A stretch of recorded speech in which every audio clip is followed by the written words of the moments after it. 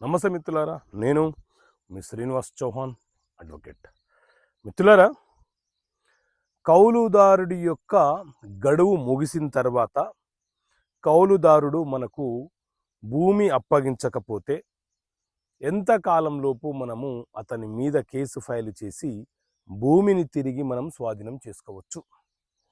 So మిత్రులారా, సాధారణంగా కౌలు అంటే ఏంటి అని అంటే, ఒక యజమాని తన వ్యవసాయ భూమిని సాగు చేయటం కోసము మరొకరికి ఇవ్వడము.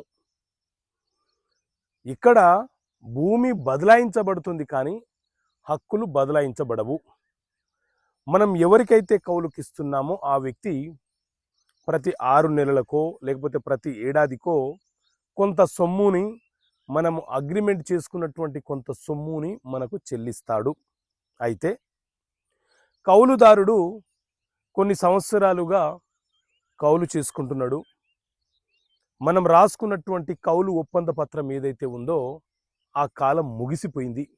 అయినా ఆ కౌలుదారుడు మన భూమిని వదిలేసి వెళ్ళమని మనం ఎన్నిసార్లు చెప్పినా అతను వెళ్ళకుండా మనకు ఇబ్బందులకు గురి చేస్తే, మనము కౌలు ఒప్పంద పత్రము ఎప్పుడైతే రద్దయిందో ఆ తేదీ నుంచి 12 సంవత్సరాల లోపు భూమి తిరిగి స్వాధీనం చేసుకోవడం కోసం న్యాయస్థానములో లిమిటేషన్ యాక్ట్ ప్రకారంగా కేసు ఫైలు చేసుకొని మన భూమిని మనము తిరిగి స్వాధీనం చేసుకోవచ్చు. సో కౌలు ఒప్పంద రద్దు పత్రము ముగిసిన తేదీ నుంచి 12 సంవత్సరాలు క్యాలిక్యులేషన్ చేసుకొని సూటు వేసుకునే వెసులుబాటు భూమి యొక్క యజమానికి ఉంటుంది. మీరు అలా చెయ్యలేని పక్షంలో కౌలుదారుడు భూమి మీద ఇల్లీగల్గా, అక్రమంగా రెవెన్యూ అధికారులతో కుమ్మకైపోయి పన్నులు చెల్లిస్తున్నట్టుగానో ఇతర ట్రాన్సాక్షన్స్ చేసో పహానీ రికార్డులను, అడంగళ్లను తన పేరును నమోదు చేసుకునే ప్రమాదం ఉంటుంది.